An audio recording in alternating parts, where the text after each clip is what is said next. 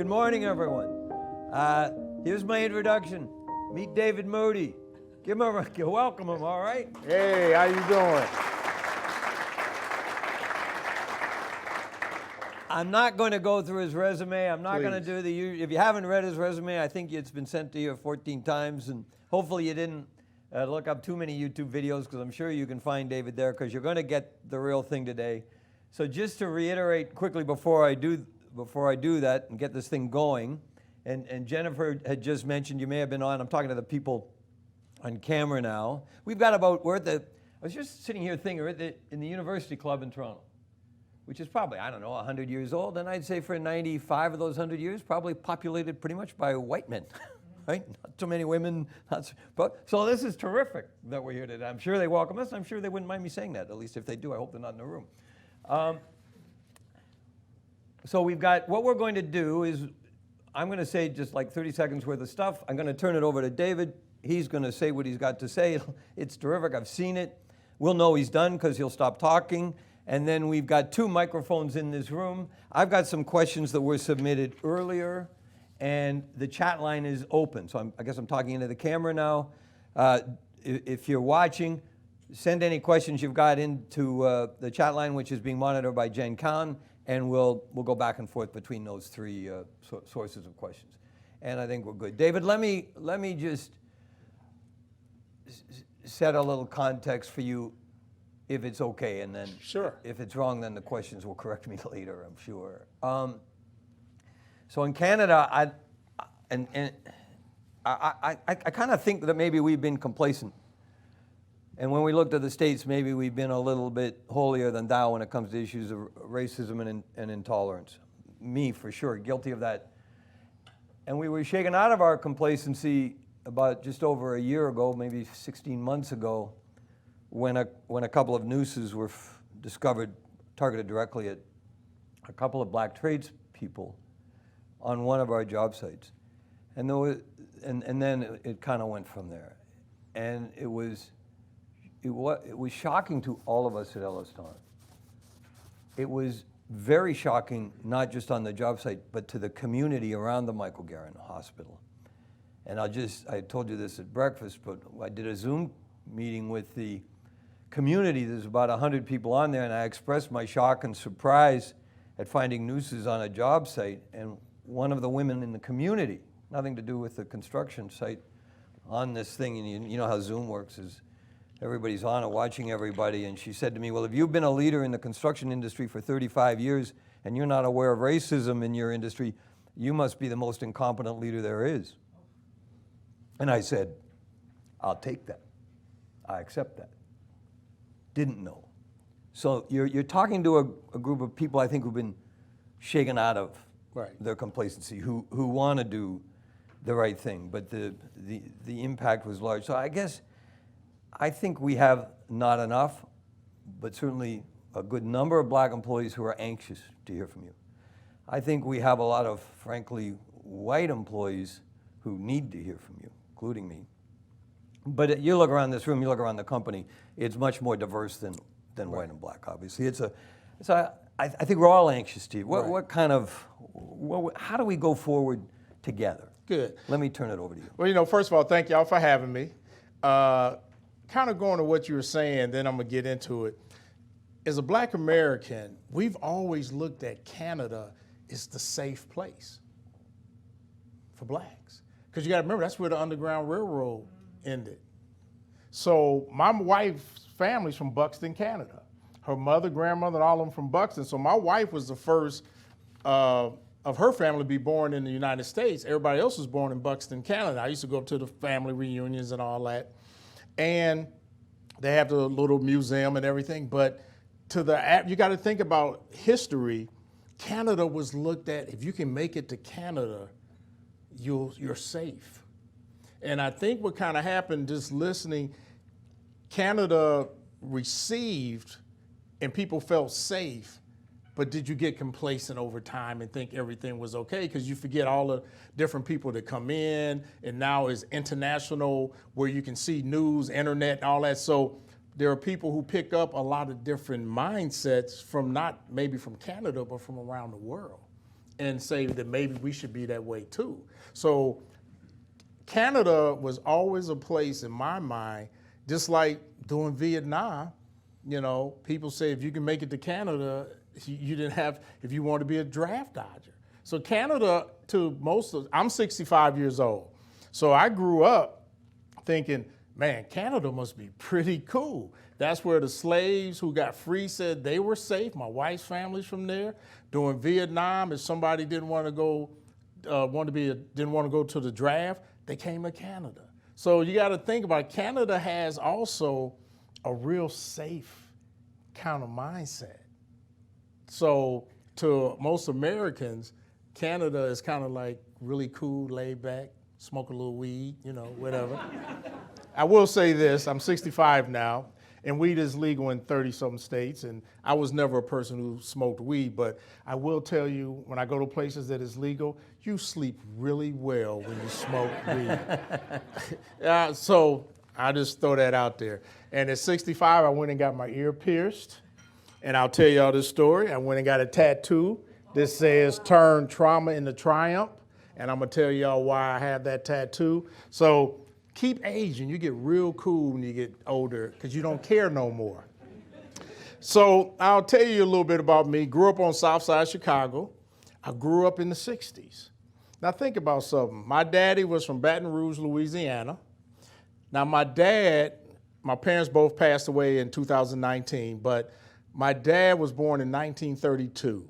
His older brothers were fighting in World War II overseas. So during World War II, my dad was a young kid, becoming a teenager. They kept a lot of the German, you can Google this, prisoners of war in Baton Rouge, Louisiana. The German prisoners of war had more rights than black citizens. Can you imagine that? My dad's brothers and other Americans were fighting in the war, but the German prisoners of war that were kept in Baton Rouge had more rights than the black citizens. Think about that. We're not talking a long time ago. When we would go to Louisiana, I grew up in Chicago, then I moved to Ann Arbor, Michigan. That's how I started coming to Toronto. My dad took a job at the University of Michigan and eventually became vice provost. But when we would go to Louisiana, and I didn't realize because my parents didn't want to instill fear in us. I have two younger brothers. But we would have to leave Chicago at a certain time because we would have to hit certain places to get gas or where we could go to the bathroom. And my parents, we never spent the night. It was a 15-hour, 16-hour drive. But we never stayed in a hotel because once we crossed a certain point, that wasn't happening. I was in college before I realized you could drive long distance and spend the night. Think about it, because I was raised on you keep driving and know where to hit your spots. And my wife is a fair-skinned African-American and Native American. So when we moved to Atlanta, she was scared. We're talking 1983, because she had only lived in Ann Arbor and come to Canada all the time. She was scared to actually move south. So what I try and get people to understand, even though things are getting much better, there are some fears and things you grow up with that you don't tell people, but it's always in the back of your mind. And I'll tell you, I'm the first black president for the Associated General Contractors for the state of Georgia. I was the first black president for the Boy Scouts for Atlanta Metro Council in 2018. 2019, I was the second black president of our Rotary Club, which is one of the biggest in the world. But the issue is, I shouldn't be the first black anything at this stage of life. And for some of your black employees, if they don't see black faces in senior levels, they don't think they have a chance. And then also, a lot of people don't want to be first because they think of the Jackie Robinsons and stuff. They like, man, I don't want to go through that. So one of the reasons I speak up and do what I do is to help educate, but I also want people who look like me know you can do this. You can be the first. break that ceiling. And for women, I have a daughter who's in construction. I tell her it's going to be twice as hard for you. I have a friend who just became she's female, just became president of a very large construction company in Atlanta that's national. And I told her, I said, there are going to be people who are not going to be happy that you got this job. You always remember, you earned it. It was not given to you. And that's what I tell anybody, especially people of color. So often you hear, oh, you just got it because you're a woman, you just got it because you're black. No, you busted your butt. And you can't let people take your joy. But I want to go back to something with my wife. My wife came with me. The last time we were here was 39 years ago in August. And it was a couple months before we got married. And we used to always come to Toronto. And then we moved to Georgia in '83. But we're going to go back to the museum where the big stone lions are. And we took a picture in front of that 39 years ago. So we're going to take that picture. There it is right there. That's us 39 years ago. Here in Toronto, but they did a renovation. They moved the lions now to the side. I went by there last night, so I got to figure out how to recreate something that, but I'm gonna make it work because I'm creative like that. But Toronto was always a cool place. There was a place, it was called the Underground Railroad Restaurant. It was African, well, I don't want to call him African, I think it was African American. What do y'all call a black Canadian? Black Canadian? We call them African American or just black. All right, because I know I'm in y'all country, so I'm going to do right. So anyway, we would always go there to eat when we would come because I could get collard greens and macaroni cheese and all that. Now, here's the funny thing about that story. When I was growing up in Chicago and then we moved to Ann Arbor, Michigan, you couldn't find collard greens. They all call that soul food, right? So I went to college in Atlanta to Morehouse College. And I went to Georgia Tech to see some buddies and stuff, and I started going around.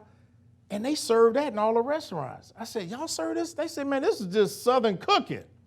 So it's just funny, the stereotypes, what people ate automatically down south was considered black folks' food up north. So it's just amazing how things go. So anyway, my wife, she's here, and I had to tell y'all this story. So my wife and I met at 16. So I'm telling y'all this in case, how many of y'all are single in here? Raise your hand. How many people are single? Ain't nobody single? Man, everybody's married? I have never been in a room with everybody's married. Come on, you guys. Are you serious? Only one person? Anyway, so the reason I'm telling y'all this story is be careful who you say you can't stand. Because my wife and I met at 16. Buddy took me by our house, right? And I was a quarterback of my high school football team. And I went in, with my buddy and I met her. I said, look, I'm number 12 in your program, but number 1 in your heart. That's how we talked in the 70s, y'all. This was before Google and stuff where you actually had to know how to talk. So, because now y'all text those kind of things. So she ignored me and played me off. So I told my buddy, if I ever see her again, it'd be too soon, So 3 years go by. I come home the summer of 1975, and one of my teammates was working in Detroit, which is 40 miles from Ann Arbor. And I said, hey, Kenny, I called and said, I'm going to get us some dates for the weekend. I'm going to come pick you up. You come hang out with me in Ann Arbor. So I was actually trying to talk to my wife's girlfriend. So I told her, I said, get somebody for Kenny. So she gets my wife. So I haven't seen my wife in a couple of years. I couldn't stand her anyway. So we decided we're going on this double date. So we're going to drive to a place called Pine Knob. It was an old ski resort, and they had the outdoor concert. So we were going up to a concert from Ann Arbor, so it was about a 40-minute drive. So, I started looking, and I go, man, wait a minute. I might be giving Kenny too good a deal. So now I'm thinking, man, she's not stuck up, she's fun.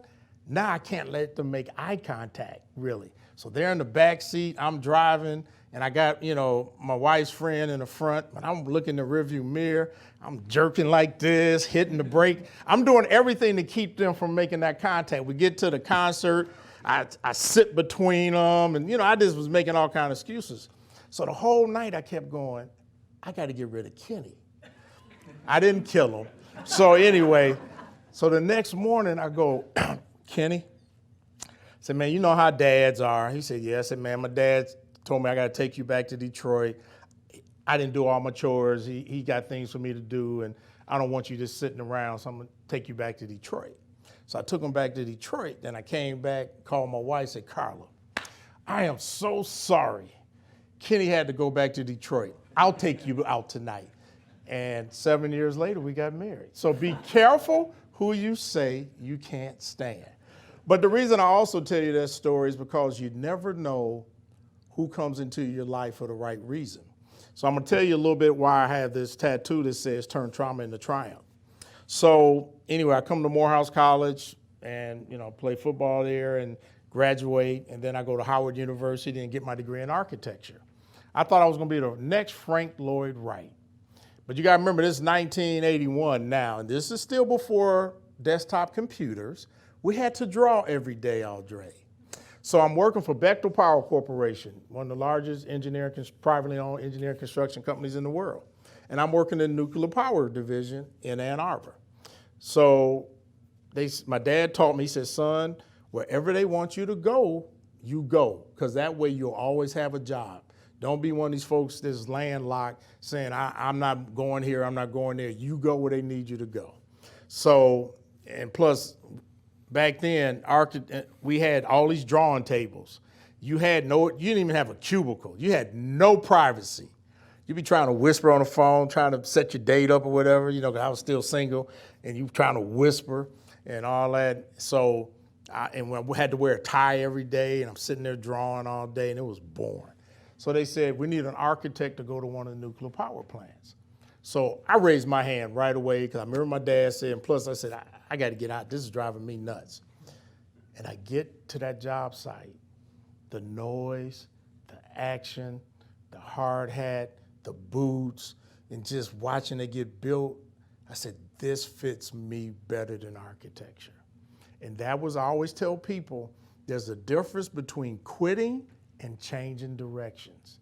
Because you always hear follow your passion. Architecture was my passion, but that's not what I was going to be good at doing.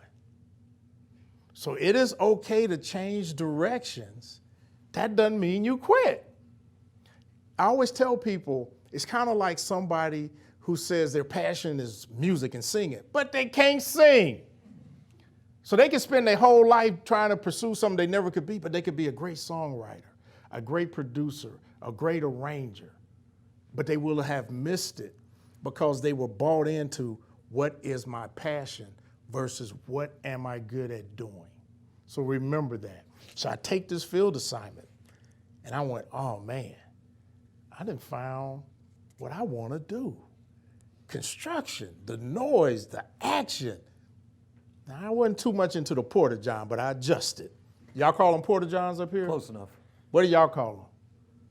I don't know. Porta potties or porta lot, whatever. Like, them porta johns are interesting. But now when I go hiking or walking or whatever, I always know because I'm 65 now, I always know where somebody got a porta john building something, so I know where at least if I can make it another mile, there's a bathroom. So y'all live long enough, you'll understand what I'm talking about. So anyway, I decide I want to do this construction. So then I get married. Now, since everybody in here is married, you'll appreciate this next story. So my wife and I get married, and we live in Ann Arbor. And my wife's also from a divorced family, so she got two sets of parents. Then we got my parents, and they all live in Ann Arbor. So that first holiday season of Thanksgiving and Christmas, whose house were we going to? My mom was one of those moms, well, you were there for 4 hours and I'm only getting 2 hours. And Christmas, so I had to eat 3 meals and go to everybody's house. And so by Christmas after that, I said, you know what? We're getting out of here. I said, I'm gonna take you to Atlanta. Now I got a great job at Bechtel. I'm moving up. My wife, she hadn't finished school yet, but she was working as a billing clerk for the University of Michigan Hospital. I said, baby, I'm gonna take us to Atlanta. So I get this job with this small company, and I said, I got a plan, come on. 2 months after we get there, that company goes bankrupt. I'm a newlywed. My great idea has just blown up. Fortunately, this is before cell phones and stuff, and long distance was like 50 cents a minute, so my in-laws could only chew me out for about a couple of minutes because they didn't want to spend that much money, chewing me out by taking their baby and no job, and she didn't have a job. So we went from having a little money saved to now we're struggling, and boy, life's just tanking. And I started working for some small companies, and finally, 4 years later, I decided, hey, we're gonna go in business for ourselves. And the job that made me do it, I'm working for this small contractor. When you're struggling, we got 2 little kids by now, you take whatever job you can get. And I worked for the small contractor, but he also was a bail bondsman. Do y'all have bails? What, you know, you bail somebody? Yeah. So can you imagine, I'm doing an estimate and there's somebody sitting next to me with handcuffs because they would catch somebody who jumped bail. So the construction company was in the back of the bonding company. So I'm like, this is some wild stuff, but I use the other S word. So I'm like, this is really not what I went to school. This is tripping me out. This is the incident that made me go, okay, I'm gonna do this for myself. So they said, Dave, come on, go with us. I think we're gonna look at a project. And we get to this house and they open the trunk and they give me this blue windbreaker, which is normally like FBI police kind of windbreaker. I'm like, what the hell you give me this for? Well, Dave, you played football in college. We found one of our bail jumpers. We want you to take the back door. We're gonna have the side and the front. I said, man, I went to school for architecture, man. What? And I'm thinking to myself, if he comes out the back door, he's free. I'm letting y'all know. I'm not dissing my thing. They said, well, Dave, then, we're going to go get your gun permit so you can help. I'm like, oh, hell no. So I go home and tell my wife, and she said, you know what, we don't have nothing to lose. And I always tease her now saying, were you saying we were that broke that we had nothing to lose, or how did you really mean it? She just smiles. But I went in business for myself. I had a joint venture with a company that I worked for, and we built a bridge over the MARTA tracks, which is our rapid transit system. And I made about $20,000. And that next year in '88, I incorporated my business, and my first contract was $88,000. And I was scared to death. And I was like, man, I just pray to God that I can make it 3 to 5 years. And then also, I was one of the few black contractors in Atlanta. Fortunately, we had gotten a black mayor, Maynard Jackson, who had made it clear if all city work would have to have participation, because before that, it was less than 1%. The contractors worked with who they knew. And you got to think about it. In Georgia, blacks didn't even get the right to vote in 1965. So we definitely wasn't getting no business. So, people can say what they want about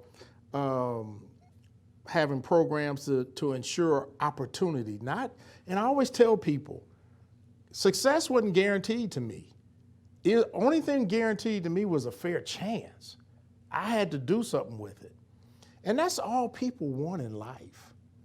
All people want is just give me a fair chance. Don't judge me. Don't do anything until I prove either otherwise that I'm not who I say I am. But that's all every one of y'all want in life. You just want to be treated fairly. You don't want because of this or that. You just want a fair chance. So anyway, I'm building my business. And then, I'm kind of struggling, but I'm making ends meet. And then in 1991 was like the boom year for me. 3 years later, I get Entrepreneur of the Year, the first black to win that for the Atlanta Chamber of Commerce. I go to the White House and get a national award. And Michael Jordan, the basketball player, wants to invest in my business. Now, and I needed the money. I won't lie. And at the last minute, I turned him down. And his agent said, you're the first person to ever turn down Michael Jordan's money. And I told him I needed to know what could I do on my own.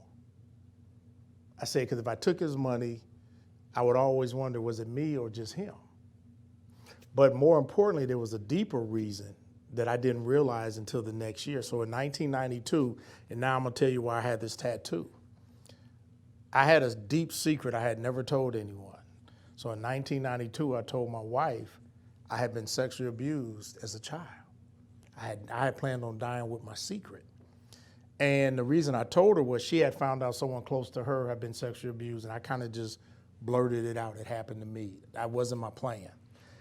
And within a couple of months, I started having panic attacks because I had kept this suppressed for 26 years. And when I finally like released it, all the anxiety started this, and I didn't put two and two together. I didn't know that what happened to me as a child could be creating this. So I'm talking a little bit about mental health, how important it is.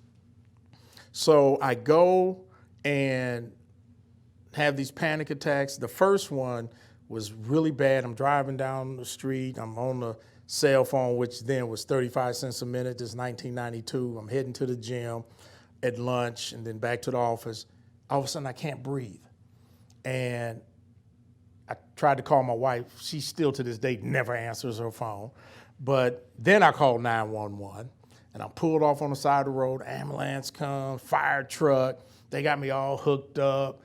And I laugh about it now because I was more concerned about who saw me on the side of the road than I was about dying. Kind of like when you trip in public, you look around to see if anybody noticed that you fell, or if you actually fall, you always say you're okay. And then as soon as you get where nobody can see you, you rubbing your leg or whatever.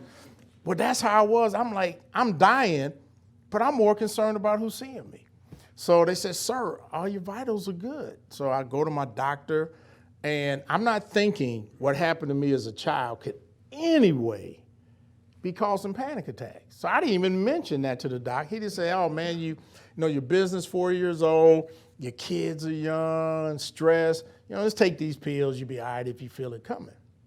I said, all right, cool. So go on, about a month later, I go out of town for a convention down in St. Simon's Island, Georgia, 5 hours away.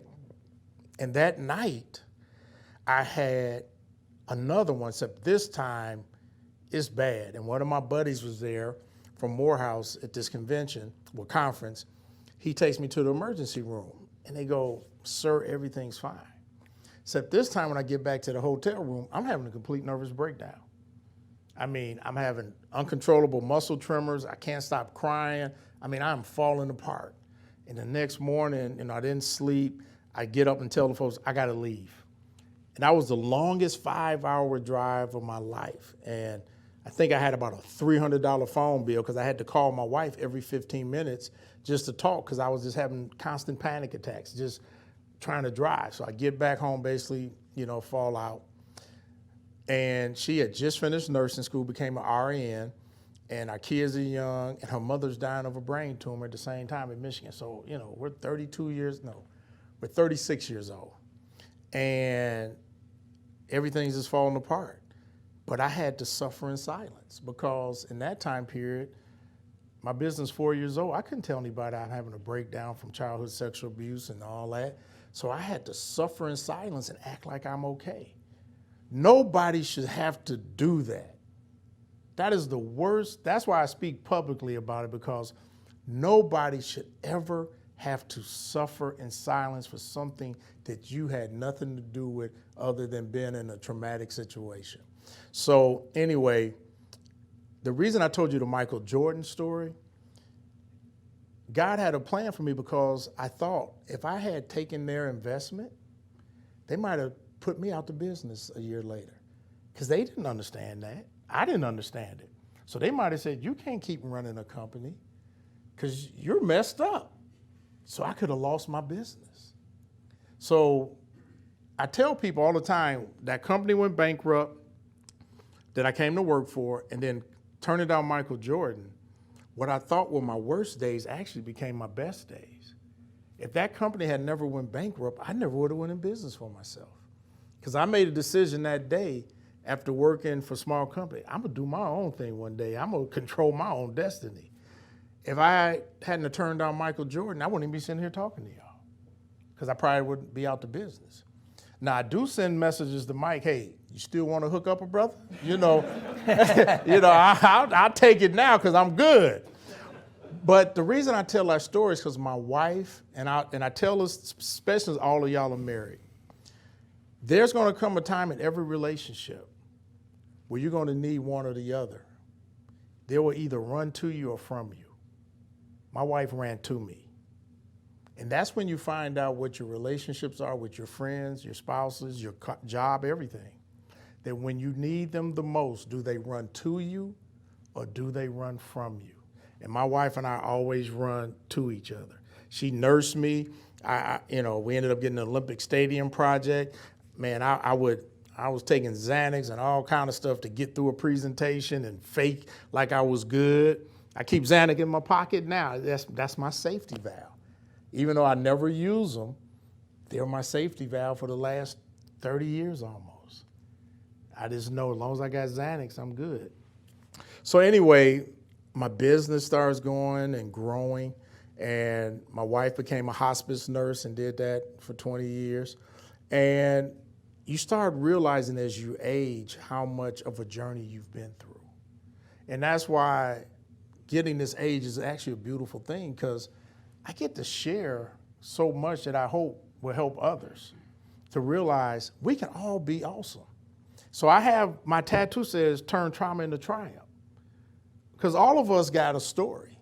We all gonna get knocked to our knees. And I promise you this, every one of y'all in here and everybody right there, you're all much stronger than you realize. You just haven't been tested yet. Everybody in this room is stronger than they realize.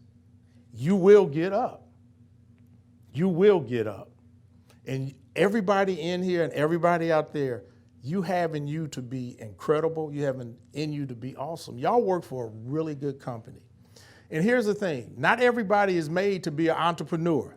Let me tell y'all something. If I knew then what I know now, I would not be an entrepreneur. And let me tell you why.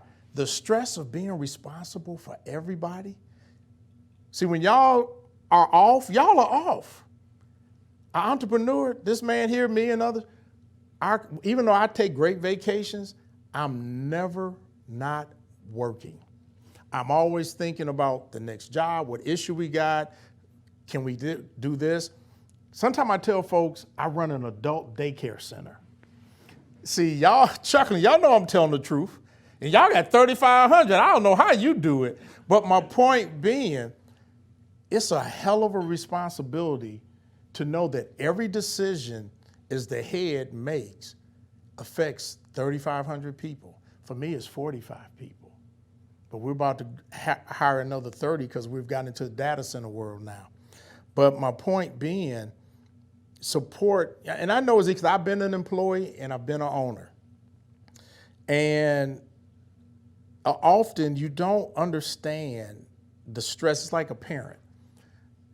People don't understand the stress unless you have children of being a good parent. And you constantly worry. My kids are adults and I still worry about them. It's funny, they don't live at home, but I have a rule. If I talk to them while they're out, I said, you got to text me when you get home now. Now, if I don't hear from them, I'm good because I don't know they're out. But it's just funny how that goes. Now, the other advantage, and I'm going to give y'all kind of funny story that I'll get back to the meat and potatoes. The one advantage of being in construction and having a daughter, let me tell you what I do. My daughter's 34 now. Be 35 in a few weeks. So when she was, and we still do this, when she got 16 and started dating, I make her bring her boyfriend by my office. And my office is an old farmhouse, and I built the buildings on 5 acres, a lot of woods. And I had my daughter sit in the corner of my office, and I had a boy sit in front of me. I don't care how old he is, he's still a boy to me. And I go, take that groundbreaking shovel, and I want you to put it across your lap while we talk. And I give him my speech and stuff, and I go, son, I have 2 rules. No means no, and you don't put your hands on my baby. That's the only 2 rules I got.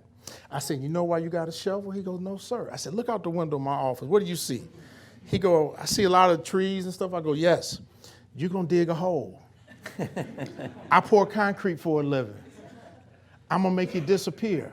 So my daughter, true story, my daughter tells you, she brings them to me for me to do this. She's 34 and she's still like, Daddy, I'm going out, check them out. So my daughter was married for 10 months. So she got married and we were building the new Mercedes-Benz Stadium where the Falcons play. So I brought her fiance out to where we were pouring some concrete one day before they got married. Somehow my hand ended up on the back of his neck. I'm not sure how, but I kind of grabbed him by the back of the neck and kind of leaned him forward to say, you see that? Remember what I told you. So go be happy though. Y'all be happy. So my daughter, you know, and I don't know why y'all fight parents' advice. So I said, baby, I said, he's a nice guy, but my advice to you is, me and mama did this. I said, both of y'all put your check stubs on the table, put your bills on the table, and your credit score on the table, so you both know what you're bringing and what you're getting into. I said, because I think he's living above his means, but that's just daddy, but just check. So he wouldn't do it. He kept telling, oh, no. And she said, Daddy, I trust him. I said, all right. So the day of the wedding, before I would march her down the aisle, I said, dear, before I walk you down here, even open the doors of this church, you got to promise me you will not get pregnant for at least 2 years. I said, just trust me on this. She said, all right, Dad, I promise. I said, all right. So 3 months into the to the marriage, Dad, I think you're right. He lost his job, and he's been telling me he's going to work, and he's not, blah, blah, blah. 6 months in, Dad, you were right, blah, blah.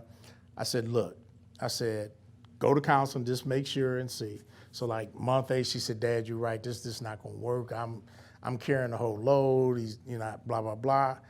I said, well, if this is it, go ahead and, file and be done. There's no children, and it's not your fault, not his fault. Now, they're living in the condo that my wife and I own. He only came with some clothes.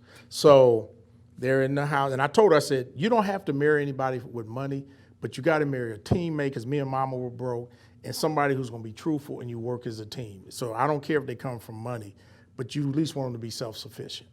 So she said, Dad, it's not going to work. So she called me one night, said, Dad, I served him and stuff, but he won't leave. I said, yeah, he will. Don't worry about it. So I called my man. I said, look here. I said, it's not your fault. It's not her fault. I want this to end well. Today's Tuesday. I need to hear you move by Thursday, or else I'm going to send my moving company. You're not going to like my moving company. Thursday, he was gone. Now, the funny part of this story is we didn't see this guy for like 3 years, so now the rumor is I killed him. So I was so happy when he popped back up. And so my point being is, as you go through this journey of life, you're going to have so many twists and turns. But if you got strong faith, if you have good people around you, if you have a company that really supports and believes in mental health and those things, there is nothing you can't overcome. I promise y'all that. Listen, I should have been in a hospital in 1992. That's how messed up I was. But I was able to navigate because I had a wife, I had 2 little kids, I had a young business. I could not stop.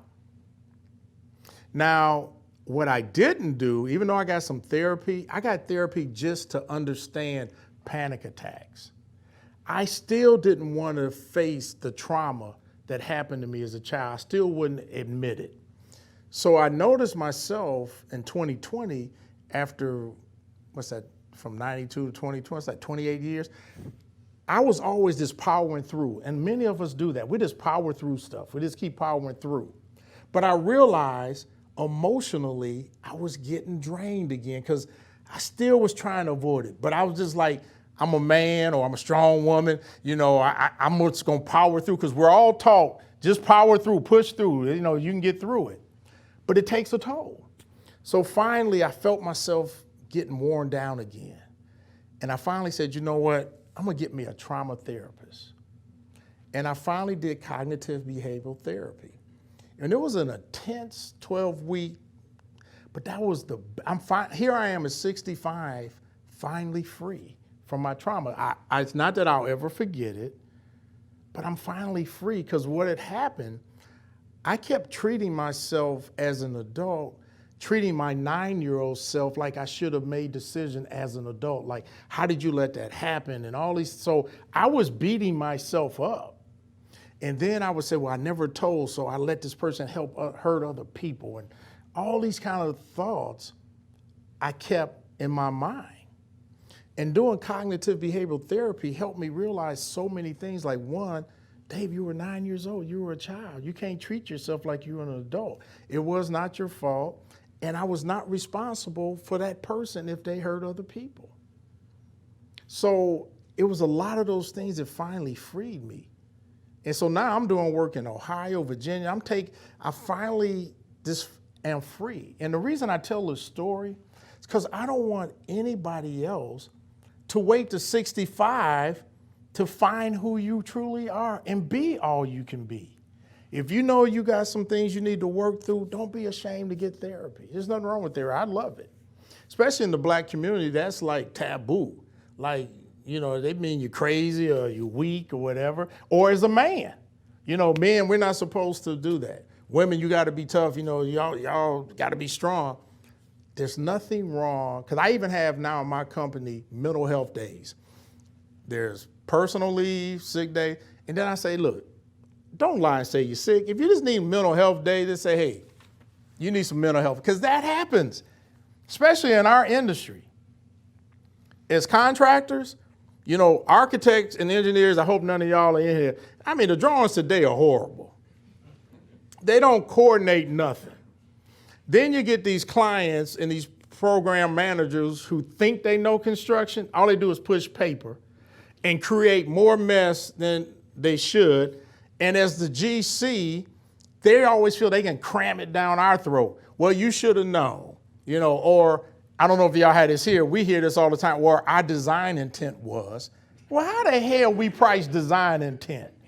You know what I mean? And then they don't want to give you your change, or well, y'all should have known. So so you deal with that kind of stress in this industry.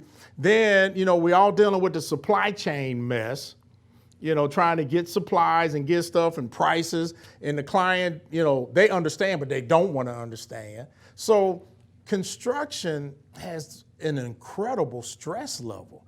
Then you got to deal with all the trades, okay? And then the safety factor, making sure you got safe jobs.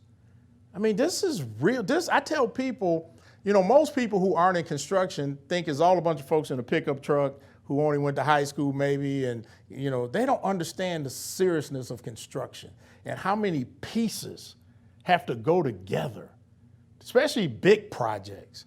I mean, when you got projects of, we did the stadium recently. I mean, you got 1,600 people a day on a job. That's a little city.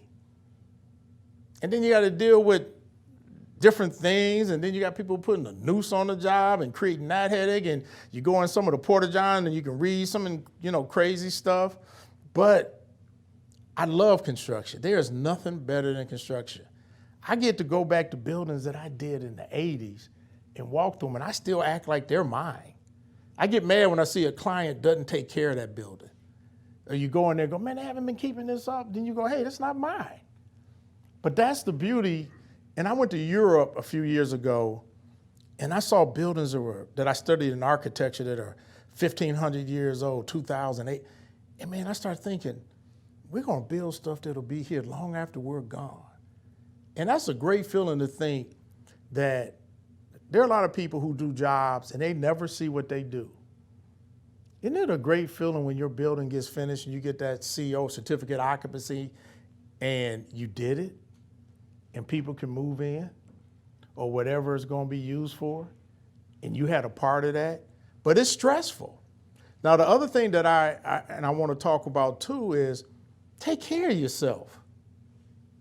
I make my folks take their vacations, and if I see somebody working late every night, I go say, okay, what's really going on? Because if you got to work late every night, either you're over your head, or you don't want to go home. And you ain't gonna use my company for your excuse saying I'm working you too hard because you got issues. So don't use your company for your personal stuff. And I also tell my employees, whatever you're dealing with, you got to leave it outside and come in, and don't bring that. Now, if you need to talk to me about something, I don't need to know, but if you need some time, but you got to take care of yourself. And that means rest, exercise. 2017, I took a rafting trip down the Grand Canyon. 7 nights, 8 days, and I slept for 7 nights without a tent. I just slept on a cot next to the river at each stop. And at first, I was kind of scared to go. I always wanted to do that trip since Boy Scouts. But because I had dealt with anxiety and all that, I realized that how we doing on time, okay? I don't. Yeah, we're about 45 minutes. So All right, you all right. might- yeah. So I was a little concerned about taking this trip because there's a couple of things about this trip. There'd be no access to cell phone, internet, or anything. So if I had a panic attack, which I haven't had any in years, I'm thinking, man, I can't call my wife, I can't call my buddy or somebody to talk me through it. I'm down here in this hole. But, you know, I still said something I always wanted to do. Then my other thing was, we had to fly from Vegas to Marble Canyon on these planes. We had 3 planes with 1 pilot, which is also one of my no-nos. I always want a second pilot in case somebody has an issue. And we were on a plane where they weigh you and you sit by your weight. Yeah, that tripped me out. I'd never done that. And they went, I had to come up to the desk and they said, stand right there. I'm like, what? Stand on the scale. I said, for what?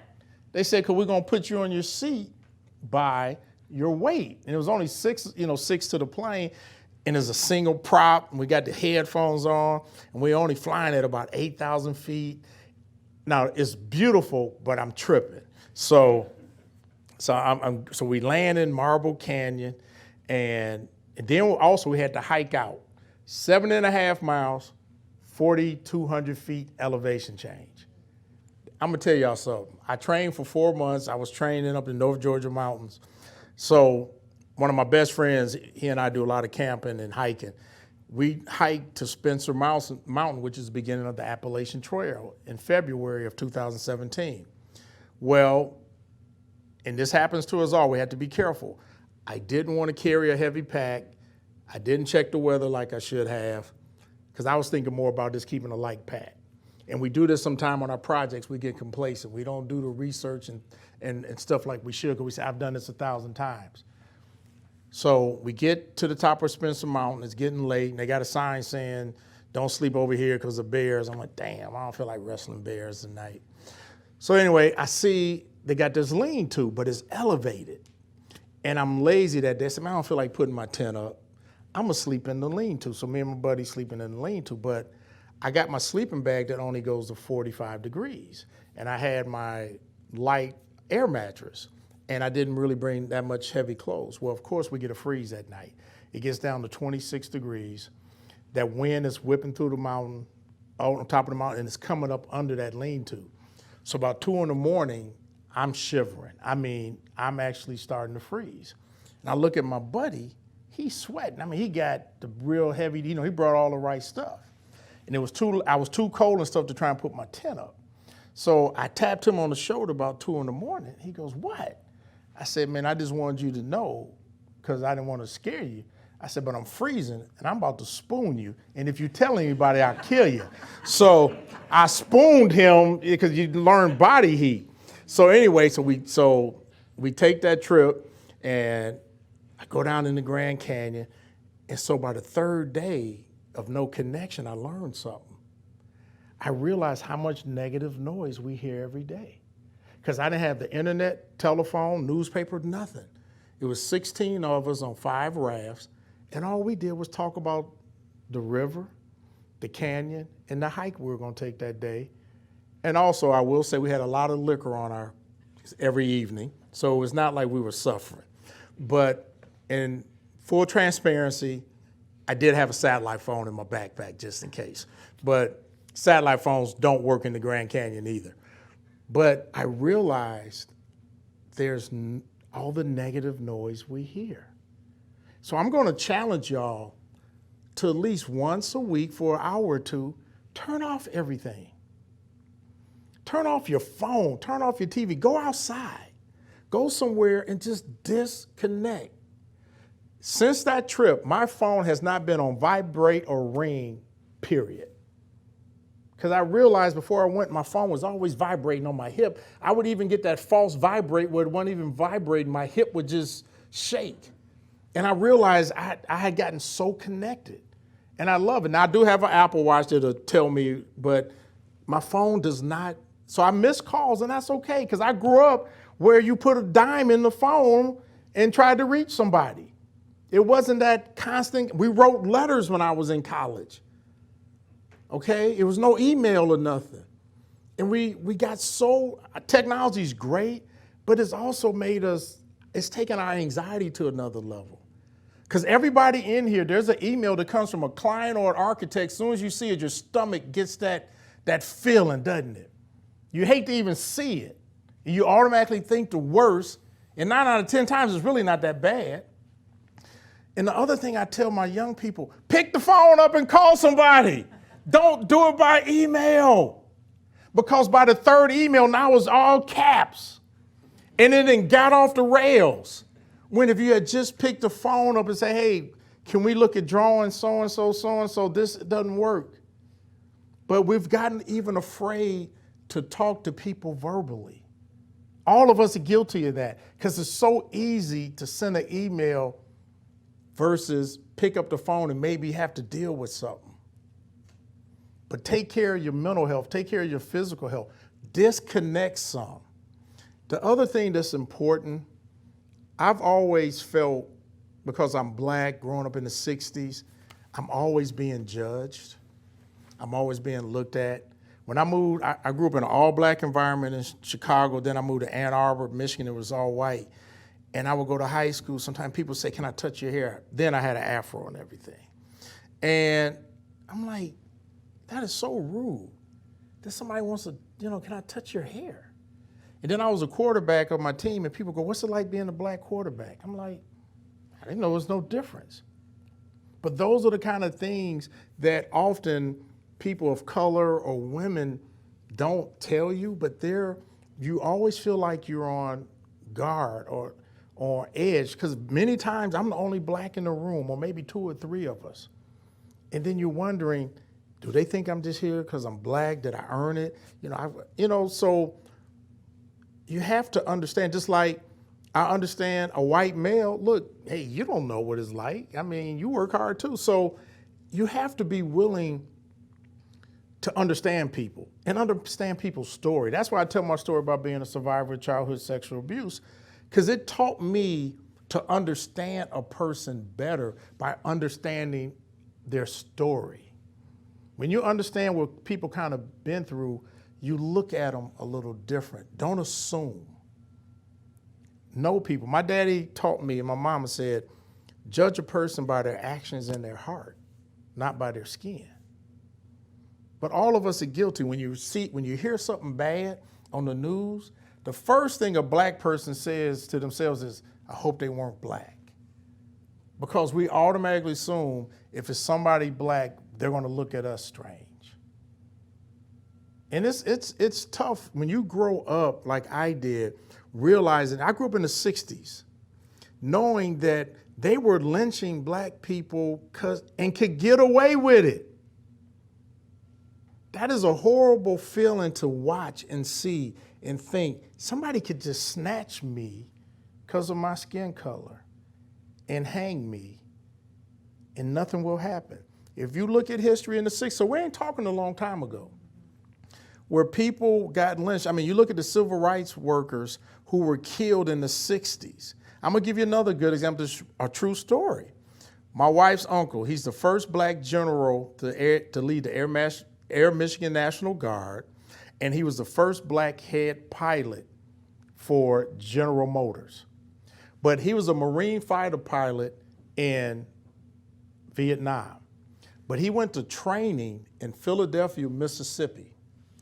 He could not live where the white pilots live. He had to find a black family that would take him in. So think about that mental part. I'm fighting for my country, but I can't stay where my white partner's pilots are. I gotta go find a black family to let me live there, and it's acceptable. Think about those kind of things. These aren't things that happened 300 years ago. We're talking my lifetime, real. I got buddies I went to college with at Morehouse who are from small towns in Georgia who remember as children and young teenagers going to the colored water fountains. You understand? So Those are the kind of things you have to understand. Even though people say things have gotten better, yes, they have. But those who have lived it, seen it, or have family members that have, they ingrain certain thought pattern into us. So keep doing what y'all are doing. The fact that you would even bring me up here to talk is great for y'all. That means you're real about this because you want to do better. You want to be inclusive. Because here's the deal. The world is always going to be diverse, and it's only going to get more diverse. And we better learn to work with each other, and I hate to use the word love each other because, there's some folks I just can't stand. Ain't got nothing to do with race. I just can't stand them. But I can still work with them as long as we're taking care of business. Because my wife always tells me, she goes, you amaze me how you can't stand somebody, but you'll work with them. I said, because that's all I'm doing is working with them. I respect them, long as they respect me. I don't socialize with them. I don't hang out with them, so I'm fine. And that's the thing you kind of got to learn how to do. And even with some of those tough clients or jerks, I have a saying in our company, we have two. Construction's easy is people to make it difficult, and respectfully ignore. You can respectfully ignore somebody. You can't let people push your buttons and they only doing it to push your buttons. And enjoy life, y'all. It goes fast. I remember 39 years ago being here in Toronto, talking about getting married. And now I'm 65 on Medicare. And that's a good thing, y'all. That Medicare, all right. So anyway, that's why y'all got better health care than us, though. So anyway, what questions you got? I'm going to ask a question, then I'm going to go to the room for a question, then I'm going to go to Jen for a question, then I'll go. Let's go. I got some here. I got to take you back. You got to answer this one quick, because Right. it's not about me, but I got to ask you this question. I keep going back to the thing you talked about leadership and about loneliness. You said if you're a minority, you can't see yourself in that position. I got an email from a really terrific woman at EllisDon saying, I just got promoted. I've known her a long time. She said, I got promoted, but I don't see many women around me. But you said people don't want to step forward unless they see themselves there, which takes leadership, which takes overcoming your fears, which frankly is, is it about having somebody's back? Is it about continuing to communicate? How do we give people the confidence to step forward into this, or do we push them? No, it's two-part. They got to know you got their back, that you really want them to be successful. And you got to talk to them, let them know, hey, I know this is scary. But we got your back. Just do your job. You tell us what you need from us. You can, because you're not the last. See, I've always known everything I do is for those who are going to come behind me. But I'm from a different generation. I lived it. So my recommendation would be they got to know that you really got their back, right, and you're not just doing this so you can say you got a woman. And when people know that, or just because they're black, then they'll go for it. But nobody wants to, I don't care what your race is, nobody wants to ever feel like I'm only here so that you can check a box. Right. But I'm here because you need me, and I happen to check a box. Just like I tell people, I'm a contractor who happens to be owned by a black man. I am not a black contractor. Because what I mean by that automatically puts a negative check mark or limits what I can do. So it's kind of like Doug Williams was the first black quarterback to win a Super Bowl. Even though we had tons of black quarterbacks before, the NFL wouldn't have black quarterbacks or black linebackers or black centers because they said we weren't smart enough. Black coaches, right? Yeah, and we still do that in coaching. So it's a feeling of safeness. All of us want to feel safe. And as a survivor of childhood sexual abuse, I know the importance of feeling safe. And that's what people want in a company, is to feel safe and they have a fair chance and you're not just checking the box with me. That's a terrific answer. Does anybody want to stick their hand up? We got a mic ready to go. There we go. We got a mic handy. Right here. Don't walk in front of the camera. Do you need to go to the bathroom? I really need to go. No, I'm just No, I'm kidding. good. No, I'm actually good. This is good. I'm okay. But I'm going to boat out of here when we get done. Okay, just if you would, Go ahead. just say your name and just so everybody knows and all that stuff. And tell me what position you are too. Okay, my name's Laura Daniel. I'm a field coordinator at St. Michael's Hospital, just down the road. Recently on social media, you talked about the power of our choices, and you referenced choosing Morehouse College to play Right. football. Can you speak to what your decision-making process looks like now, and how does that compare to when you were early in your career? That is a great question. I did a post because as I've aged, I realized something. Our greatest power is the freedom of free choice. We make a decision every day. Am I have a good attitude? Am I gonna work hard? Am I gonna be lazy? Am I gonna eat? Free choice. We all have the power every day. We decide what we're gonna do. And you got to start looking like every decision I make really impacts my life. You might not see it right then, but we are all free of free will. That is incredible. Now, as I've aged, my decision making now is more about happiness and giving back and sharing my journey, because I don't want another person to ever suffer in silence from whatever it might be, because they're embarrassed or ashamed that they might look weak, or people might think they're not strong. And we all are stronger than we realize. So my decision making now is more about how can it help someone and happiness. Now, when I was in y'all's age, it was about, trying to move up the ladder and, be successful. And success is gonna change as you age. When I was in my 20s, getting that good job, then 30s and 40s, if you're married, raising a family and saving money and taking trips and doing this. In my 50s, it was like, get the kids through college and do this and do this.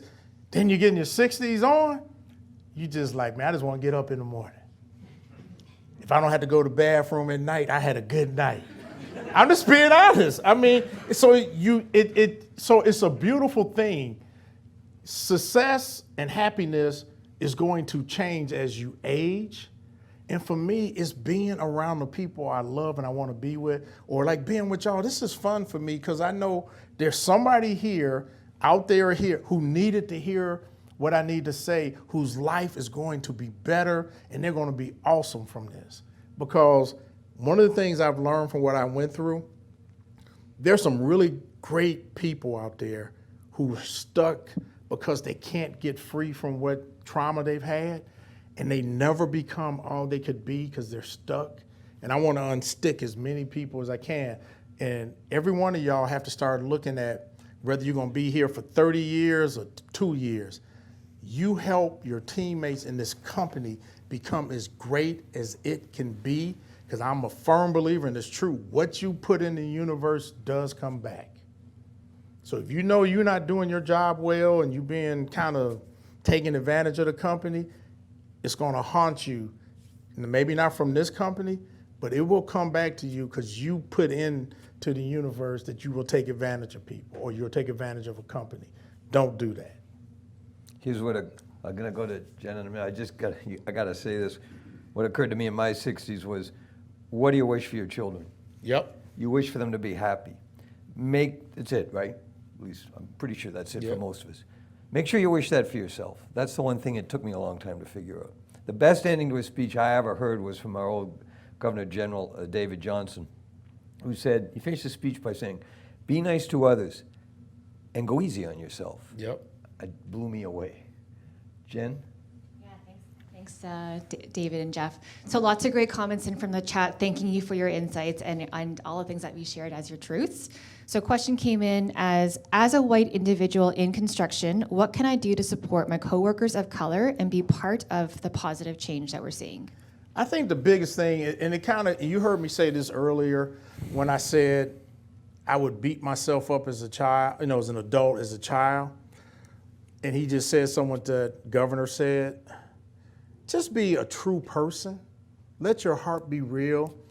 And that's all anybody wants. Your fellow coworkers of color, if they just know that you accept them as an equal and we're in this together, that's all you can do. And don't ask what I kind of say, talk to each other. Don't be afraid to ask questions, because if you haven't been exposed to stuff, it's okay.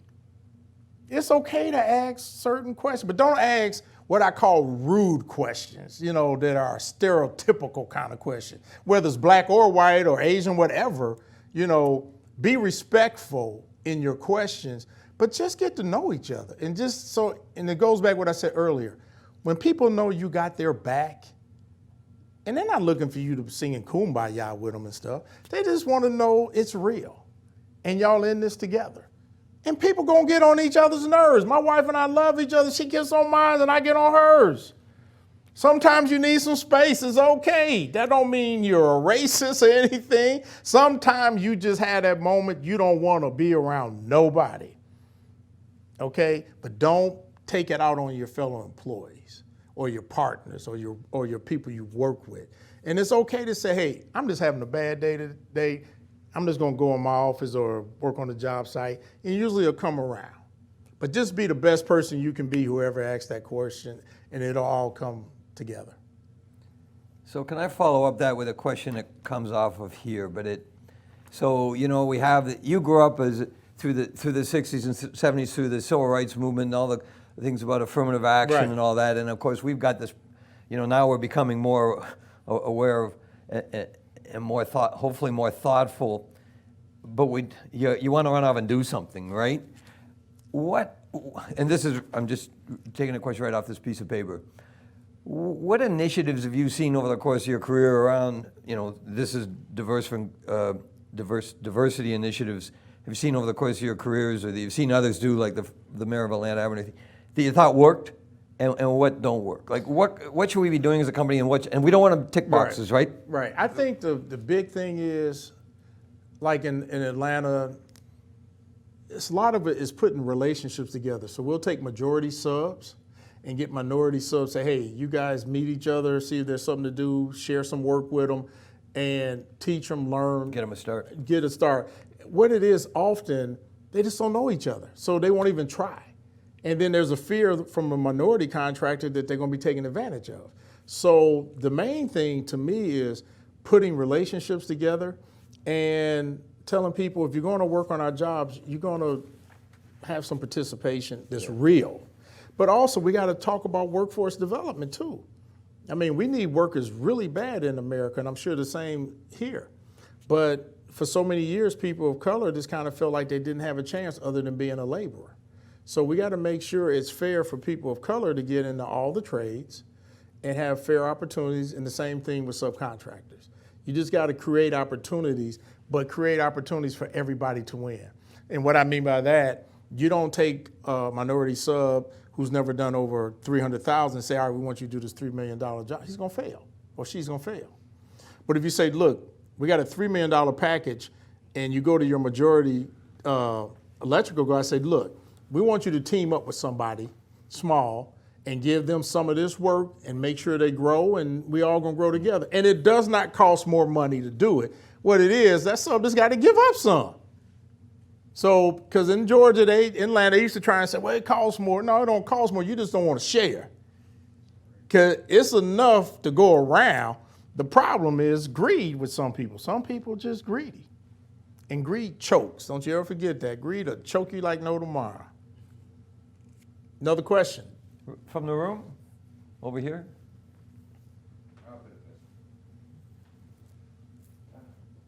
There's a microphone coming.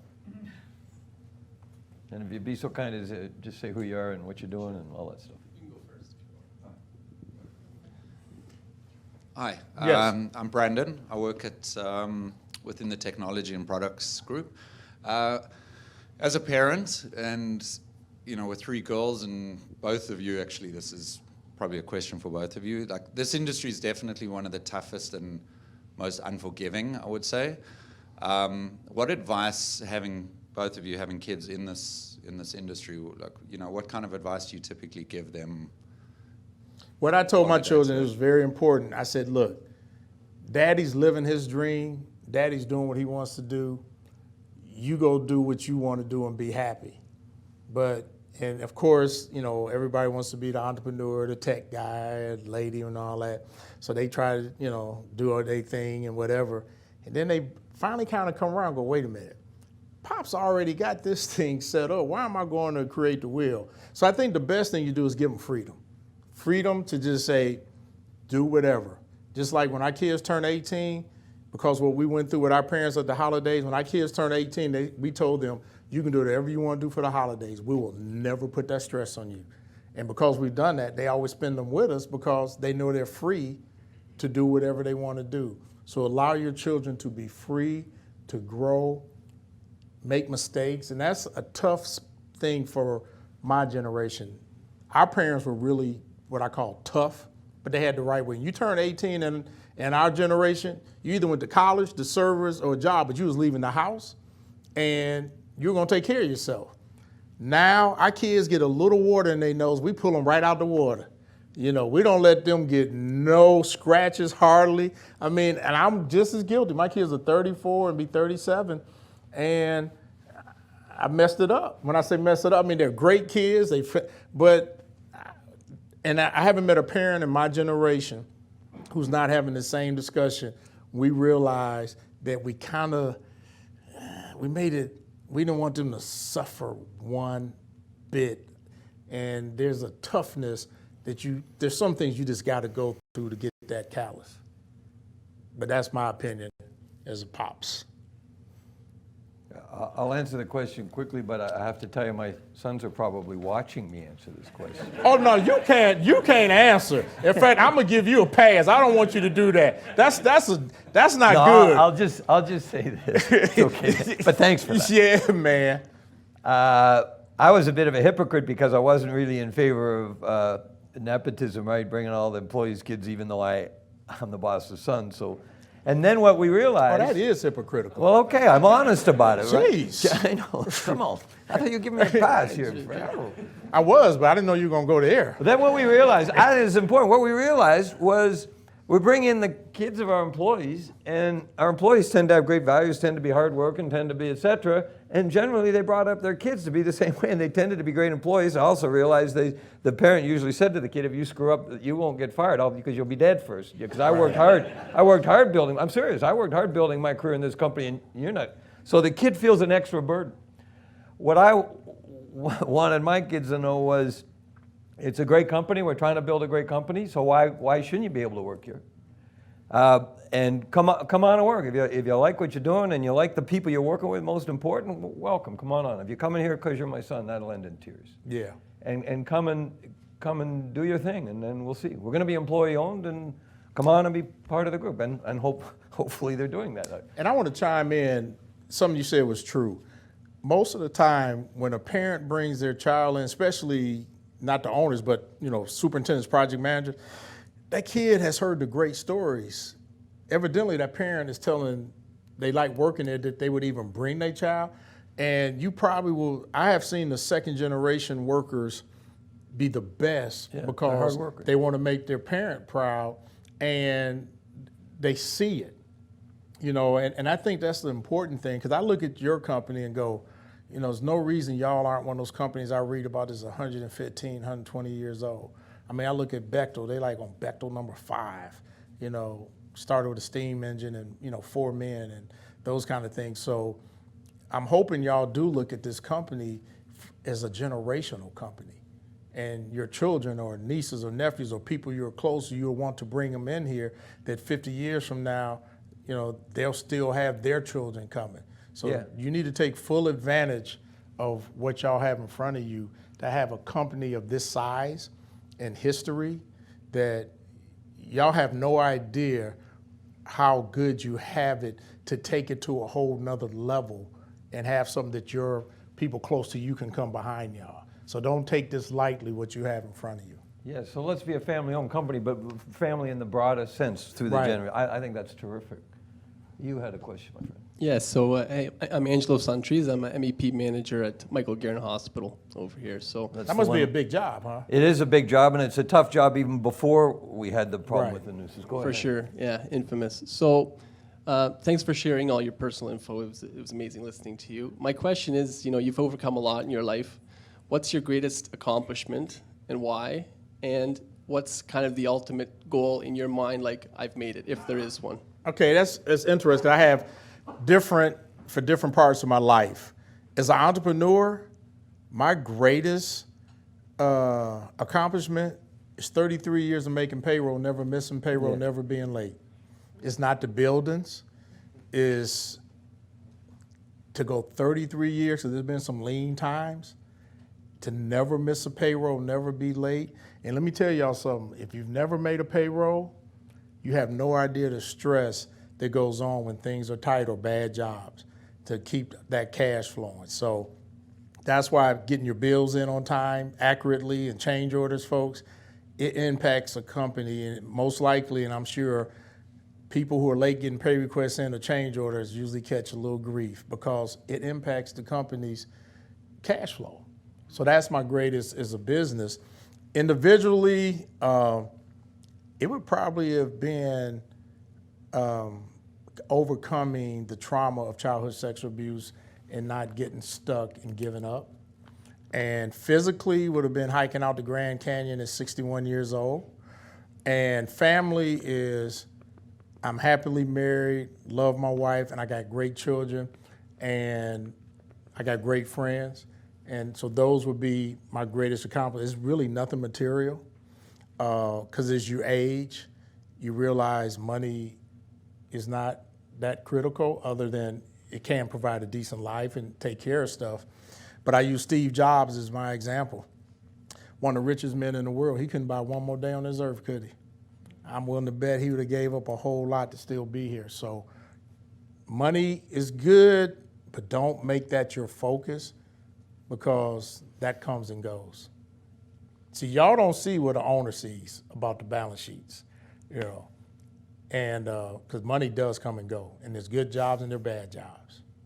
No kidding. And we all, hey, listen, and we all have had them, so don't feel bad. And I always feel bad for the PM and superintendent who gets the bad estimate job, so you know it's gonna be bad to begin with, and then we tell y'all, hey, turn this around or fix it, and you start off in the hole. I always commend y'all. And then you got the other people get the jobs that everything's just right as Shangri-La. So trust me, we all understand. I can tell you what I'm proudest of. I try not to get choked up. Surviving the 90s, EllisDon was in serious trouble. But it wasn't just that. My relationship with my dad completely fell apart. And it never really recovered. So getting through, I'm just speaking very candidly, getting through the 90s so the company survived, but also getting through it in a way that, frankly, my marriage survived, because it was very tough on my wife. Not sure if she's watching or not. And my relationship with my kids has survived. I have a great relationship with my 3 boys. If you ask me, that's it, except for one other thing. I know, and I'm extremely proud of the fact, that if I walk out of this room and get run over by a bus, this company is going to go on and prosper and accomplish great things. We have such a great team of people. Stephen Damp said to me once, I'll try and do this quick. He walked into my office a few years ago. Stephen was a great leader here, died of a heart attack about a year and a half ago. And he walked in, we were having a beer after Friday at 5, and he said, do you know how many smart people you have at this company?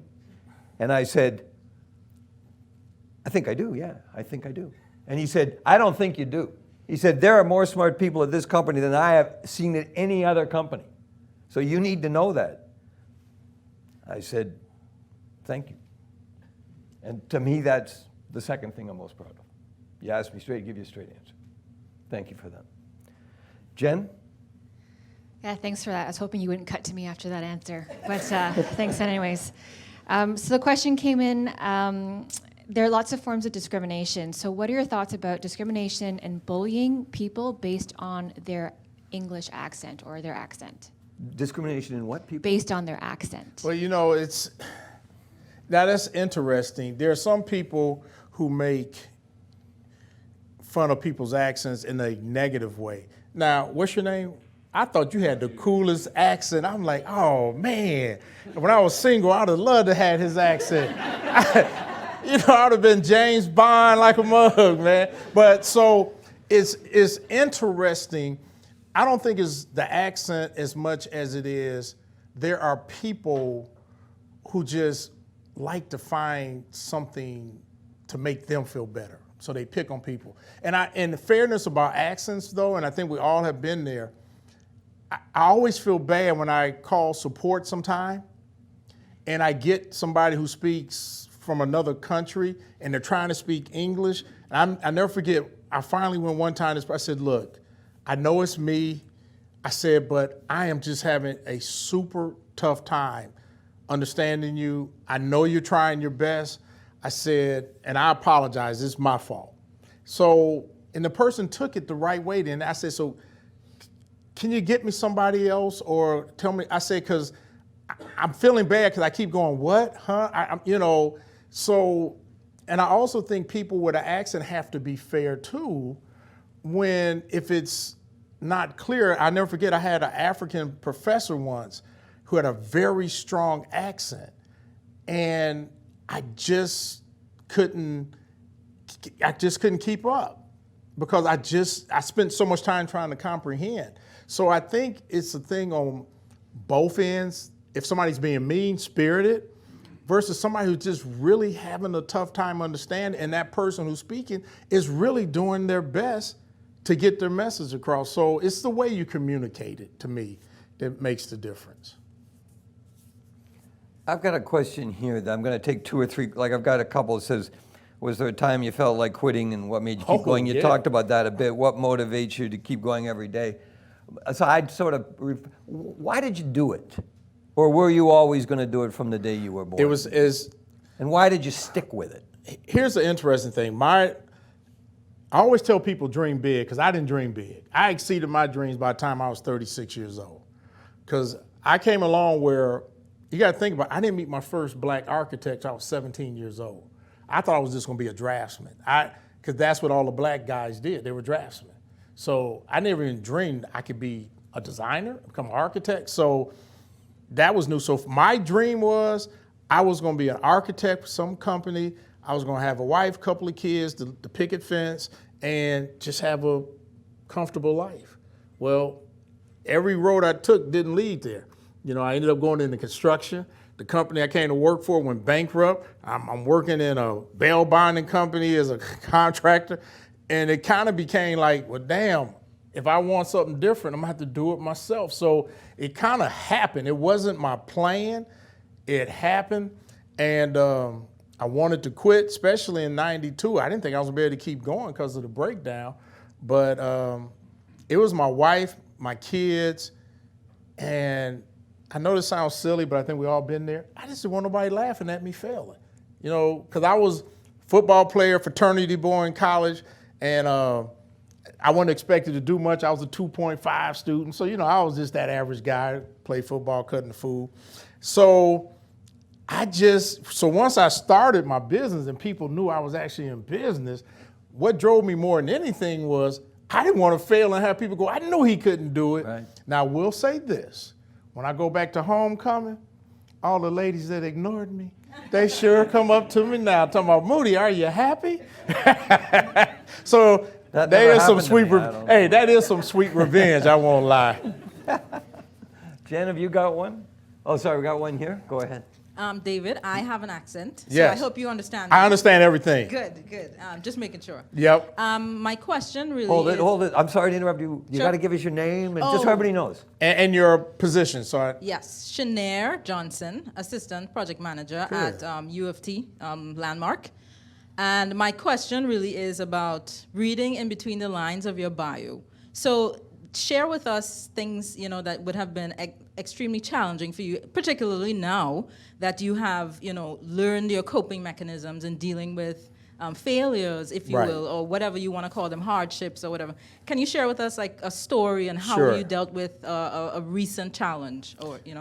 I tell you, I think it was recent and throughout my career, but finally recently I dealt with it when I did the cognitive behavioral therapy. I always took everything personally. If a job didn't go well, I took it personally. If a client was unhappy or we had a disagreement, even though we were right, I always felt bad. Like, what did I do wrong? And I realized it stemmed back in one part of my story I didn't tell.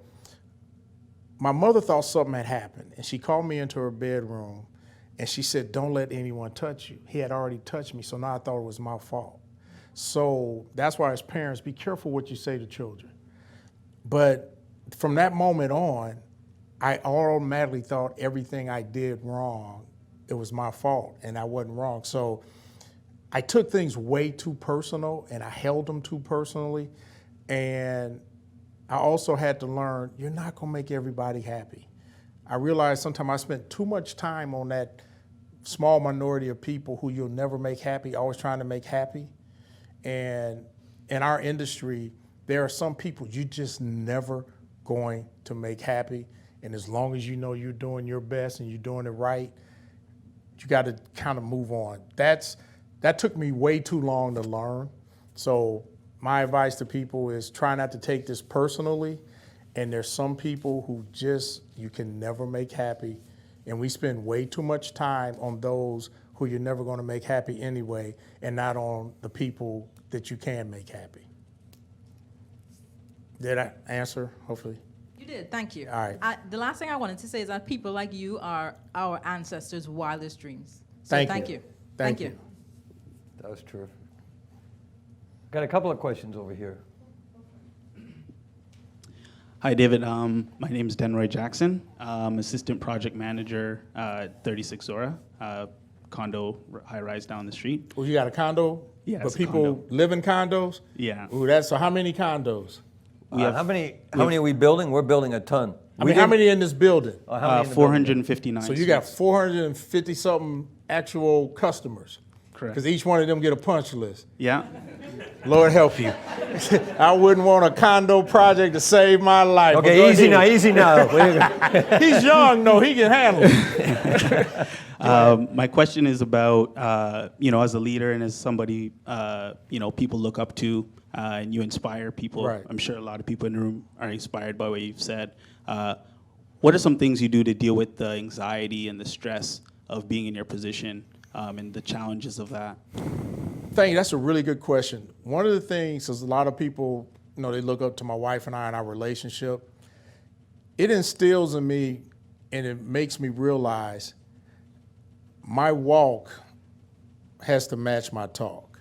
In other words, when nobody's looking, you peel back the onion, I'm that same person. And I work really hard that, you see me when I don't know you looking, you go, man, that's not the same guy. So I go out my way to make sure I live my life the way I talk, because the last thing I want to do is have people lose confidence in who I say I am.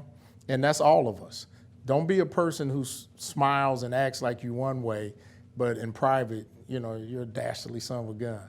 So that's what I work on. And I wanted to jump on something about, my grandfather came to America in 1901.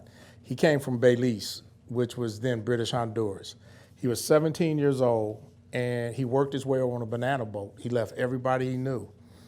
And he could only go to 6th grade as a black person in Belize. And he wanted an education, and he knew he was coming. He came to Louisiana. He knew he was coming to Jim Crow and segregation. And he still came to America to get an education.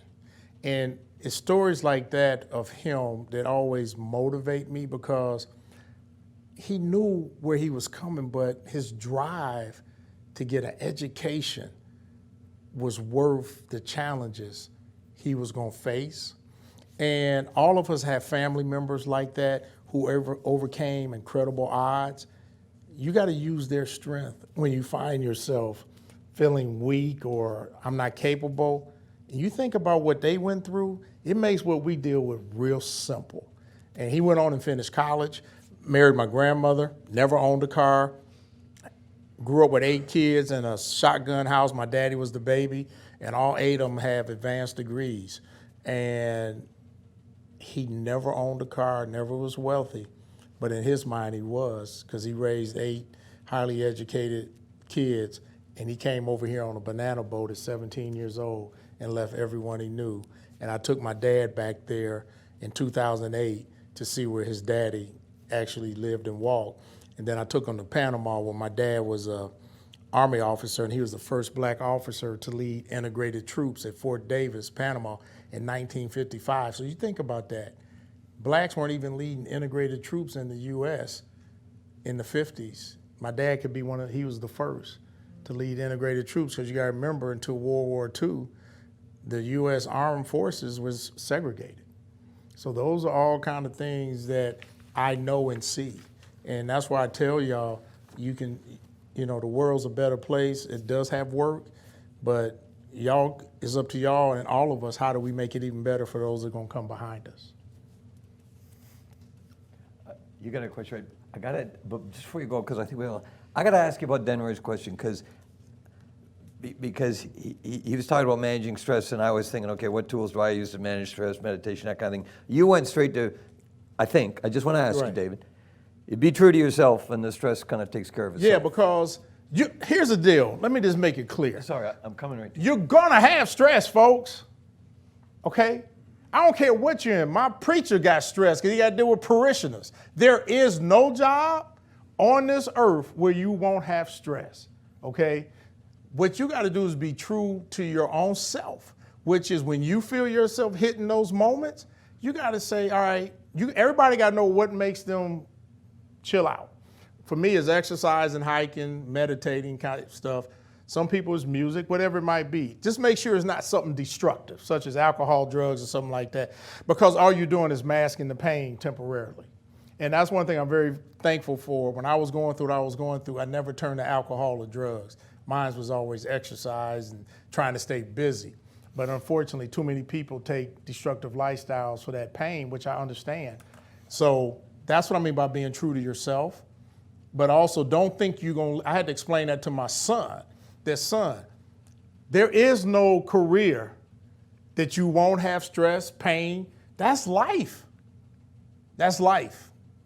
So but you got to pay attention to when it's getting overwhelming. Am I making sense? Make sure you don't let it get overwhelming. And I'm watching the clock. I want to come to you, but for those of you who have been around for a while, who remember a guy named Mike Lavelle, he said exactly the same thing. Just a mentor that we all had at EllisDon. He said exactly the same thing. Hi, Isabel Sellis. I'm a project manager at St. Michael's Hospital. How many people on St. Michael's? So here's what you need to I know. mean, is the job shut down? I've been talking to people at St. Mike's. There was a great big job at the St. Mike's Hospital. The contractor went bust. They called in EllisDon to do it. We had to take over a job that was half done. Frankly, a hospital staff that was traumatized. And then there were 2 special projects within that job that we had to bid on and get separately. And I can tell you, and all of you, the St. Mike's administration is so thankful that EllisDon came in to help them. I hear nothing but that. So over to you. All right, but somebody is at the job site today, right? I don't know, you have to. Yes, and thank you to our team who is still there. Good. How, as a minority, how do you help your non-minority peers understand in a positive way what life for you has been, and not so they pity you, but so they understand how to better support other people in the same situation as yourself? That's a great question. What I do, first thing I do is I don't make anybody feel bad, because that's not going to help anything. It's just when there's opportunities for me to explain why either what they said or what I just witnessed or what I saw, why it has impact. Just like I had to learn that I could get really upset when I felt someone was trying to take advantage of me or use me or somebody close to me. But really what was happening, I was going back to what happened to me as a child of being abused. So I had to learn my reaction was really not that situation, but I was going all the way back to 1965. So that's why it's important to help people understand when certain things happen or certain triggers, you explain to somebody. So the main thing is just to listen and not say that doesn't make sense, but just say, okay, I understand, help me understand better why that is a issue. So like I had to learn to tell people sometime, I apologize, I got really upset, but let me tell you why I got really upset. It really had nothing to do with you to that level. And then people will usually go, okay, I get it. So it's more about having just being very transparent. You don't have to just put your whole personal life out there, but it's important that you're just very honest if somebody's your coworker and somebody you're going to be with every day. That you have those kind of relationships that if you don't understand something or they don't, that you can honestly talk to each other and ask what I said, healthy questions, positive questions, not stereotypical type questions. And I hope I answered your, all right, good. So, Jen, we're about 11:34. I don't know how tight we are for, do we have to shut it down, or if there's room for a couple of more questions, or what do you think? I don't know actually if there, what do you think? Yeah, we can absolutely take a couple more questions. Are there if any you'd more? like. Okay, let's do those two if that's okay, and then I'll say thank you. Hey, David. Yes. Max Mantha, Senior Vice President of Construction. Thanks so much for being so transparent with us. And we covered a lot of different topics today. And I'm just thinking about how all these topics fall within culture, the culture of the company. And at EllisDon, we think our people and our culture are what really differentiate us from our big competitors. I'm curious about your firm. How would you describe your culture, and how do you just, I've loved hearing from you. Right. Is what I'm hearing from you what I would see with your company? I would say yes. Now, we're 90% African-American employees, men and women. So it's a whole different culture to begin with. Many of the folks I've gotten have been in companies, majorities, where they were just put in a corner. So they feel like they can breathe with us. They get real opportunities. And we have fun. But they know I'm hard. When I say hard, they know I expect excellence, because there are some people who have worked for us who felt because they worked for a black-owned company, they didn't have to work as hard or do as well because less was expected. So I've had to go through those challenges. I've actually had people say, well, I work harder when I work for a white firm than I do you. I don't have to work hard, do I? I mean, I'm just being straight with you. So yeah, there are some people who still feel that if you work for a black company of any type, that excellence is not expected because of the stereotype. But I think the most important thing that my folks would say is that I care and I understand people's well-being. And I will go to war for them if they got a difficult client who's creating stress that's unnecessary. And we were talking today, I'm about to fire a client as soon as we finish, because they make it, nobody wants to work on their project. And sometimes you got to fire a client because you don't ever want your people not wanting to work on a project because they're going to dread it and eventually they're going to leave just because of that. So keep doing what y'all are doing, which is caring. And when you got 3,500 employees, that's tough. I mean, you got your own little cliques and all kind of stuff. I mean, it's not easy when you start getting as big as y'all, but it's doable. And you can make it great if you keep communicating and be concerned about the well-being of your people. That's great. Thanks very much. Terrific. Yeah. One more. Hi, I'm Taya. I work in our construction sciences team as a. You're not on St. Michael's? No, it's not Okay. St. Michael's. Just checking. So I myself actually am a Girl Guides leader as well. But you mentioned, I think an important theme is mentorship for success. How do you suggest that we can be better mentors for the younger generations looking to come up? Well, first of all, when I still have mentors, and when I was younger, I had mentors who didn't even know they were my mentors. I made people my mentor. I just picked their brain. See, we get, to me, I think mentoring gets way too much in a box and too rigid, versus mentoring is just being available for somebody and just being honest and letting them know that you care. And, like all my folks, I always tell them, tell me how I can help you. I'm here for you. And I check on them. But I also know to get out their way. If they're fine, it took me some time to learn to just let them do their thing, but check in. But the mentee has a responsibility to go find a mentor. And when I say a mentor, it doesn't have to, again, be rigid, but just somebody they know they can talk to.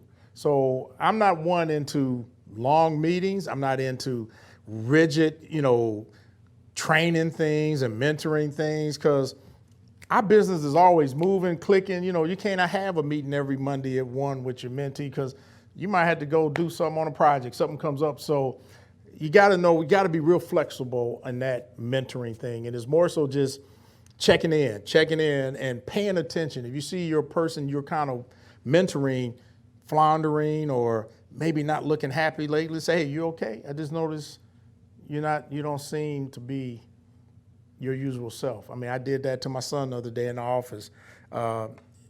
His girlfriend, his fiance, had a miscarriage about 2 months ago, so I've been paying close attention. And when certain things happen with certain employees and I get wind about it, I don't say anything, but I watch them.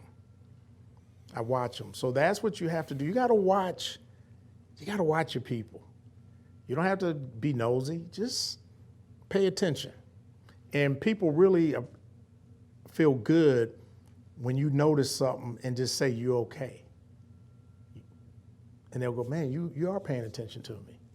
A lot of times they'll go, yeah, I'm all right, but thanks for asking. But inside they're like, man, they're paying attention to me. I'm just not invisible. And I think that happens a lot with blacks in companies, in majority companies. So often we feel invisible. Like, I'm not even seen. I'm here because you got to have me, but I'm not seen. And that happens with women in construction too. So always make sure people know you truly see them, they're not invisible. That's terrific. Okay, have we got time for one more? Go ahead. Sorry, not sure who it is, but thank you. It's our friend Samuel. Oh, Samuel clean, boy, got that tight jacket on, button. No, Samuel. So Samuel is the very, dresser. He's very the natty. Yeah, he is the dresser. I can see that collar just right, shirt open just right, beard fresh. Go ahead, man. Smooth. It's Hey, look, it's Friday too. Well, in America we have happy hour, so I can tell he's gonna be out somewhere this evening. He's ready. He's sharp. David, I gotta say it's a pleasure to have you here. And I want to say thank you for really taking the opportunity to talk to EllisDon and Jeff and everybody that planned it. It's a pleasure. I'm a project manager for one of our project sites for data centers. Now you've been in data centers now in Richmond Hill. But really, one thing that really I want to say is that I know you're talking about your great-grandfather, your father from the age of 17 coming off the banana boat, right? I came here at 16, and I came without a parents, a family. I was the first person to ever be on a plane in my family, right? So I can understand the navigation of certain things like that. When I hear your story and I hear you talk, one thing I know is that you've lost a lot of things to do the right thing. So I want you to tell the group what was one of the biggest thing you've lost in order for you to do the right thing. What I lost? Yeah, that you chose to lose. Right. Just because you felt it's the right thing, I want to do it. It's people that you know aren't good for you. There's some people early in my life I knew I needed to just move on, and some of them can even be family members. I've learned that not everybody who says they're in your corner is really in your corner, and you can't save everyone. I think that was the biggest thing I learned. Because of what happened to me, I automatically felt I had a responsibility to save everybody, especially in my family. And I learned very quickly, people will dump all their mess on you and they're going about their life. So the best thing I had to learn was the word no. And not everybody is good for you. Or I tell my kids, not everything that you think is good for you. And you got to know the difference, and you got to be able to walk away. Just like I tell my folks, not every project is a good project. Sometimes you got to be willing to walk away, say, I don't think we're going to do this one. You got to, and I think the biggest thing I've learned is to trust my gut and trust my wife's intuition. My wife tells me, Dave, I'm just being honest. My wife has told me on a couple of occasions, and being the man, I'm like, I know what I'm doing. Every now and then us men just do dumb stuff just to prove we the man in the house sometimes, even though we know she's right. And so you got to have those people around you that you truly got your best interest, and you got to trust them and trust your own gut. When I go against my gut or my wife's intuition, it always ends up being I should have listened. And I call those God winks, where God is kind of winking and telling me, but I ain't listening. And that's what it takes. And I'm commending you for coming at 16, leaving everything and doing what you're doing. And I'm going to hang out with you tonight, though, because I got a sport coat in the room. I can't wear it like you, though. Mine's isn't tapered. Mine's flares. That was terrific, Samuel. When you asked the question, I thought about how I'd answer because I didn't know, and you hit that out of the park. I thought with that last answer. Anyway, so listen. You and I talked this morning about ADD and having short attention spans. So I have maybe a little bit of that. I can't remember, but I know that I didn't plan on who was going to say thank you to you. Right. And I didn't plan on, since I didn't ask anybody to do it, I'd have to do it what I'd say when I said thank you to it. But so sitting here, I've been panicking a little bit on my own, but I want to thank you by saying it this way. We wrestle with with how to teach and talk about leadership around EllisDon because we don't do it like anybody else does it. So this woman here, Tori Smith, she's just about to launch a leadership program, but it's all about values and it's all about your own style. And I just want to say to you, and to Tori, I guess, who's 99% through the program development, you just summed it up, what we hope people will find themselves in their leadership abilities in your phrase, just be your authentic self. Yeah, that's the key, because you can't be somebody that you're not for too long without who you really are showing. And that's all you need to do to be a leader, right? Do that, you're a leader. I'm a firm believer, if your heart's right and you communicate and you just are who you are, everything works out. It's when you try to act like you're somebody that you aren't, that you trip and fall, because you can't fake who you are. And the other thing that I'll challenge your company in the future, I hope to come back again, and you have to make a conscious effort to have people of color and women in senior positions. And I'm not saying you just go pick somebody, but you got to set some paths, because if people never see people who look like them in certain spots, they don't believe there's a chance at that company, and they'll never come to your company. They're going to go where they see people growing that look like them and in senior spots, and they know, okay, I got a chance. That's really all it is, I got a chance. But if they never see anybody who looks like them, they'll go, I don't have a chance, so it's no need me going there, and I don't feel like being the first to fight through it. So that is something that you have to make a conscious effort. And that means like superintendents, project managers, senior PMs. I mean, it has to show, and you got to start showing people starting as the project engineer or however you call your entry level, that they can climb in your company to a project manager and a senior PM and stuff like that. Because that's what people, and that's of all color. Everybody wants to know they got a chance. If I work hard and I do good, that I won't be punished because there's politics. And I tell everybody who works for me, we'll never have office politics. Anybody, and I stopped it, I got to tell you this. I had a thing where, if somebody came to me and complained about somebody, I said, hold on a minute, let me go get them. And I did. I said, now tell me what you said that they're not doing or whatever so we can fix this. That stopped all that little dumb stuff, because I didn't buy into it. I wasn't like, oh, tell me more, tell me more. I'm like, time out. So-and-so, come here for a minute. All right, now tell them what you said. So the word got out real quick. You don't go to Dave complaining about somebody unless it's something really that, is not right. Without saying, go to the person yourself and say, hey, I'm feeling like you're not carrying your end of the load or something. Then we can come to Dave. So those are the kind of things I think, especially in a company of 3,500, I can't even imagine the little petty games that get played, and they don't work as hard as me, and I'm there at 7 in the morning. They don't get there at 7:30. Oh, Lord. I told y'all we run an adult daycare center. Y'all just don't know. Okay, my friend, I'll tell you this. We accept that challenge. We may continue to need your help. I'll come anytime. I love Toronto. Thank you very much. All right, thank y'all for having me. Well, thank you very much. Don't leave me hanging. Here we go.